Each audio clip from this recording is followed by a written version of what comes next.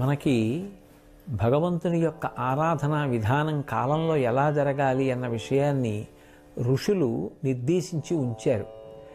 ప్రతి నెల కూడా చాంద్రమానాన్ని పాటించేటటువంటి సంప్రదాయంలో ఉన్న మనందరం మాస శివరాత్రి నిర్వహిస్తూ వస్తూ ఉంటాం. ఒక నెలలో చేసేటటువంటి శివరాత్రి మాస శివరాత్రి అయితే, ఒక సంవత్సరంలో చేసేటటువంటి శివరాత్రి మహాశివరాత్రి. ప్రతి నెల కూడా కృష్ణపక్షంలో అమావాస్య తిథికి ముందు వచ్చేటటువంటి చతుర్దశి రాత్రి అంటే అర్ధరాత్రి వరకు పరివ్యాప్తమైతే దాన్ని మాస శివరాత్రి అని పిలుస్తారు. అదే ఒక్క మాఘమాసం దగ్గరికి వచ్చేటప్పటికీ మాఘమాసంలో వచ్చేటటువంటి అమావాస్య తిథికి ముందు ఉండేటటువంటి చతుర్దశి అర్ధరాత్రి పరివ్యాప్తమైతే దానిని మహాశివరాత్రి అని పిలుస్తారు. ఇవి రెండు రాత్రి సంబంధంగా ఉంటాయి. కారణమేమి అంటే, రాత్రి అన్న మాట చీకటికి సంకేతం, అందున అర్ధరాత్రి అన్న మాట కటిక చీకటికి సంకేతం. అందుకే మీరు కొంచెం జాగ్రత్తగా గమనిస్తే సనాతన ధర్మంలో ఉపాసన అంతా కూడా రాత్రి పేరుతోనే ఉంటుంది. దేవీ నవరాత్రులు, వసంత నవరాత్రులు, గణపతి నవరాత్రులు, మహాశివరాత్రి, లేకపోతే ఏది చెప్పండి రాత్రిపూట ఉపాసన అంటాం. కానీ నిజానికి రాత్రి చేసే ఉపాసన ఏముండదు, పగటిపూటే భగవంతుణ్ణి ఆరాధన చేస్తాం. మరి ఈ రాత్రి శబ్దం ఎందుకు చేరినట్టు అంటే, రాత్రి అన్న మాటకు అర్థం చీకటి.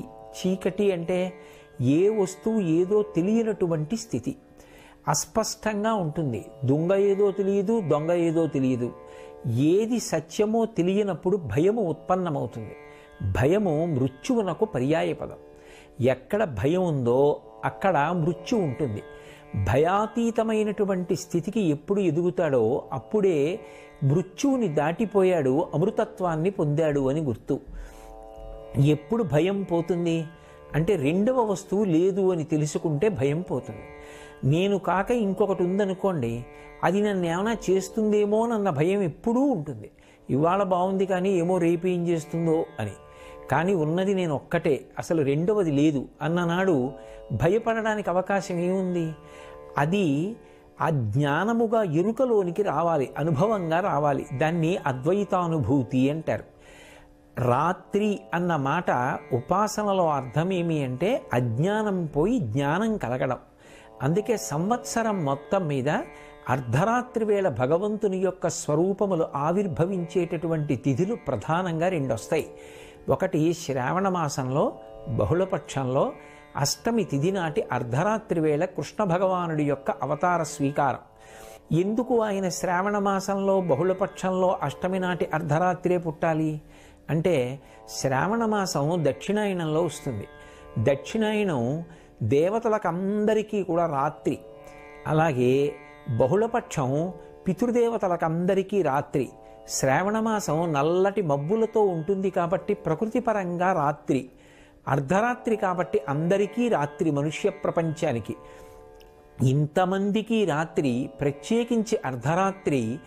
ఆ అజ్ఞానావస్థలో సమస్త లోకములు ఉన్నప్పుడు ప్రస్థానత్రయంలో ఒకటైనటువంటి భగవద్గీతని తాను జగద్గురువై అందించి జ్ఞానబోధ చెయ్యడానికి వెలుగుల ముద్దగా ఆయన జగద్గురువుగా అర్ధరాత్రి వేళ ఆవిర్భవించాడు.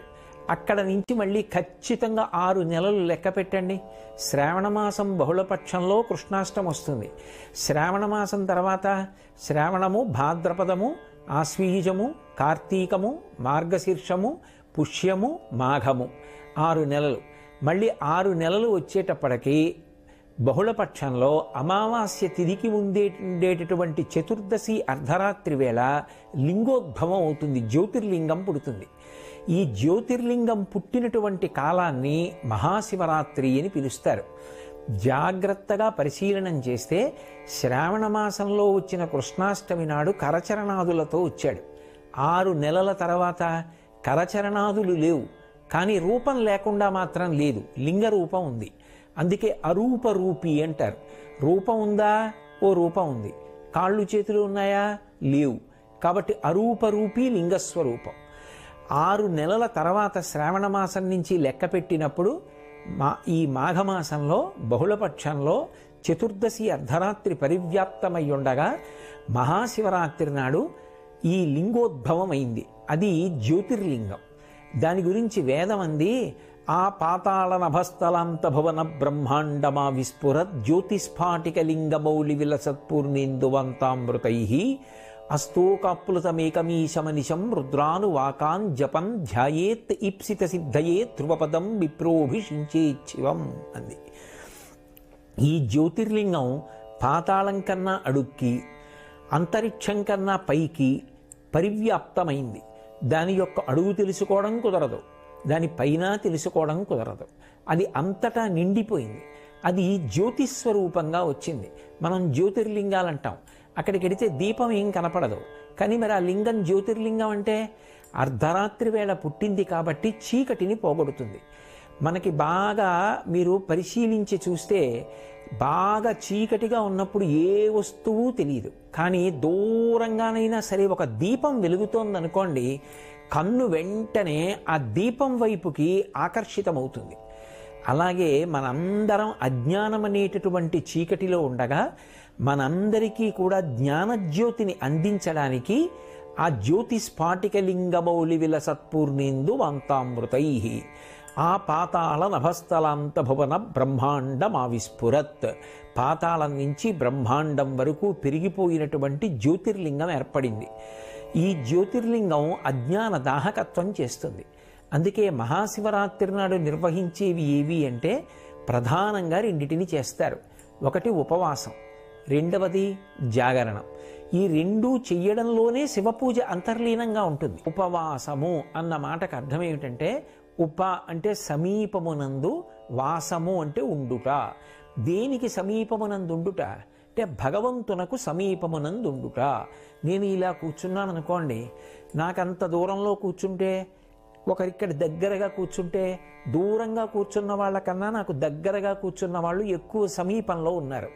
ఉపవాసము, భగవంతుడికి దగ్గరగా జరుగుతారు. ఎలా జరుగుతారు అంటే 5 జ్ఞానేంద్రియములను మార్చి మార్చి భగవంతుడి యందు ప్రవర్తింపచేస్తారు. కన్నుందనుకోండి, ఏదో కొంతసేపు భగవంతుని యొక్క రకరకాల మూర్తుల్ని చూస్తాడు. ఏదో కాసేపు దక్షిణామూర్తి స్వరూపాన్ని చూసి కళ్ళు మూసుకుని ధ్యానం చేస్తాడు.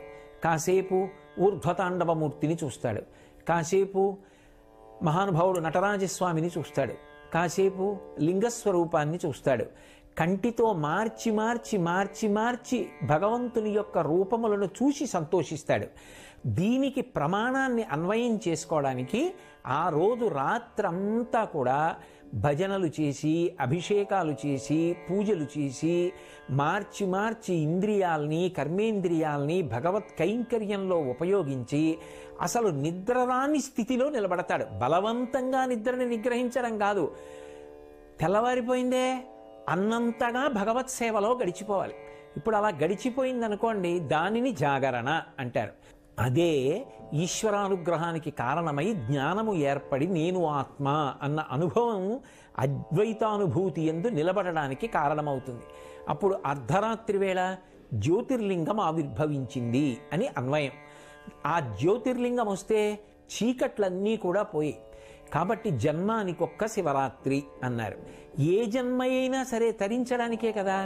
అయినప్పుడు జన్మంలో ఏదో ఒక్క శివరాత్రి అయినా మహాశివరాత్రిని చేయకపోతే ఎలా తరిస్తావు? అసలు మహాశివరాత్రి నాడు ఉపవాసం చెయ్యండి, మహాశివరాత్రి నాడు జాగరణ చెయ్యండి. ఈ 2 మాటలకి అర్థం అది. ఇప్పుడు ఈ 2 చేసేటప్పుడు ఎవరికి ఎంత శక్తి ఉన్నదో అంత శక్తితోనే భక్తి ముడిపడుతుంది. మహాశివరాత్రి పరమ పుణ్యప్రదమైన కాలం. ఒక్కొక్క కాలమునందు ఒక్కొక్క రకంగా ఈశ్వరానుగ్రహం వెదజల్లబడుతుంటుంది. మహాశివరాత్రి నాడు చేసేటటువంటి ఉపాసన కొన్ని కోట్ల జన్మలకి సరిపడగలిగినంత అనుగ్రహాన్ని ఈశ్వరుడు వెదజల్లేటటువంటి కాలం. ఏదో రైతు వర్షం పడేటటువంటి కాలమునందు విత్తనం వేసినట్టుగా ఉపాసనకి కూడా దేశకాలములు కలిసి రావాలి. ఉపాసనలో మహాశివరాత్రి కాలము పరిపూర్ణమైనటువంటి శివానుగ్రహాన్ని పొంది ఉండేటటువంటి కాలం. ఏమి మధ్యాహ్నం 3 గంటలకు ఎందుకు పూజ చేయరు? తెల్లవారుజామున బ్రాహ్మీ ముహూర్తంలో ఎందుకు పూజ చేస్తాం? బ్రాహ్మీ ముహూర్త సమయంలో అమ్మవారి యొక్క అనుగ్రహ తరంగములు వాతావరణం అంతా నిండి ఉంటాయి. ఆ సమయంలో ధ్యానం చేసినా పూజ చేసినా మనసు సాత్వికంగా నిలబడుతుంది. అందుకని తెల్లవారుజాము కాలం పూజకి నిర్దేశింపబడింది. అలాగే మహాశివరాత్రి ఒక సంవత్సరాన్నంతటినీ కూడా ఒక రోజుగా ప్రమాణంలో తీసుకుంటే అత్యంత పరిపుష్టమైన దైవానుగ్రహాన్ని వెదజల్లేటటువంటి కాలం. అంత గొప్ప కాలం కాబట్టి ఆ కాలాన్ని దుర్వినియోగం చేసుకోకుండా ఎవరు శివానుగ్రహం పొందడానికి ప్రయత్నిస్తారో వాళ్ళందరూ కూడా ఈశ్వర కృపకు పాత్రులవుతారు.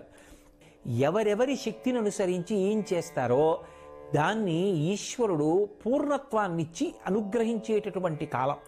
లోపల ఉండవలసినది ఆ భక్తి. ఆయన ఈ లోకాన్ని నడుపుతున్నాడు. రాత్రింబవళ్ళ ఆయన వల్ల ఏర్పడుతున్నాయి. ఈ భూమి ఆయన వల్ల తిరుగుతోంది. ఋతుచక్రం ఆయన వల్ల తిరుగుతోంది. ఇన్ని ప్రాణులు ఆయన అనుగ్రహంతో పుడుతున్నాయి. ఇన్ని ప్రాణుల్ని మళ్ళీ ఆయనే భూమిలో కలుపుతున్నాడు. ఇన్ని పంటలు ఆయన వల్ల పండుతున్నాయి. ఇన్ని నీళ్లు ఆయన వల్ల వస్తున్నాయి. అది తెలిసి బ్రతకడం భక్తి. ఆ భక్తికి విత్తనం వేసి అది అంకురంగా పైకి రావడానికి యోగ్యమైనటువంటి కాలం మహాశివరాత్రి కాలం. అందుకే దాన్ని దుర్వినియోగం చేసుకోకూడదు. జన్మానికి ఒక్క శివరాత్రి అన్న మాటలో హెచ్చరిక ఏమిటంటే, రే ఇంత పరమపుణ్యప్రదమైన కాలాన్ని పాడు చేసుకోకు. 364 రోజులు నీ భార్య బిడ్డల కోసం పరిశ్రమించావు, శాస్త్రం తప్పనలేదు. కానీ నీ కుటుంబంలో ఇంకొకడు కూడా ఉన్నాడు, జీవుడు. వాడు నీలో ఉన్న జీవుడు. ఇవాళ నీ భార్యకి భర్తవి, నీ బిడ్డలకి తండ్రివి. కానీ ఈ జీవుడు ఈ శరీరాన్ని విడిచిపెడితే ఇంకొక శరీరంలోకి ఎడతాడు. అప్పుడు కూడా భార్యా బిడ్డల్ని పోషించుకోవాలిగా. పోషించుకోవాలంటే ధనం కావాలిగా. ధనం పుణ్యం మీద ఆధారపడిందిగా. ఆ పుణ్యానికి పరిపుష్టమైన కాలము మహాశివరాత్రి. బాహ్యంలో శివానుగ్రహం చేత అందరూ సంతోషంగా ఉండాలన్నా, లోపల జ్ఞానము పండాలన్నా, మోక్షం పొందాలన్నా అన్నిటికీ యోగ్యమైన కాలం ఏది అంటే మహాశివరాత్రి. దాన్ని లౌకికానికి వాడకు. ఆ ఒక్కరోజు నీ కొరకు అని వాడుకో. ఆ పుణ్యం అనుషంగికంగా నిన్ను నీ వాళ్ళని కూడా కాపాడుతుంది. లోకమునకు శాంతినిస్తుంది. అందరూ సంతోషంగా ఉండడానికి జగత పితరవు వందే పార్వతీ పరమేశ్వరవు అంటాడు మహాకవి కాళిదాసు. జగత్తుకే తల్లిదండ్రులైనటువంటి పార్వతీ పరమేశ్వరులలో శంకరుడు లోకమునకు జ్ఞానం ఇవ్వడానికి జ్యోతిర్లింగంగా ఆవిర్భవించినటువంటి పరమోత్కృష్టమైన తిథి. అందరం భక్తి ప్రపత్తులతో శివారాధన చేసి బాహ్యమునందు అందరం సుభిక్షంగా ఉండి ఆంతరమునందు జ్ఞానకటాక్షాన్ని పొంది పరమశివానుగ్రహం చేత అందరం ప్రశాంతంగా హాయిగా సంతోషంగా ఉండేటటువంటి కాలం ఏర్పడాలని అందరి పనుపున నేను ఆ పార్వతీ పరమేశ్వరుల పాదార విందములకు సాంజలిబంధకంగా నమస్కరిస్తూ ఈ మహాశివరాత్రి అందరికీ కూడా పరమయోగ్యమైన కాలం అయ్యేటట్టుదిగా చెయ్యమని వేరొక్కసారి శంకరుణ్ణి ప్రార్థన చేస్తూ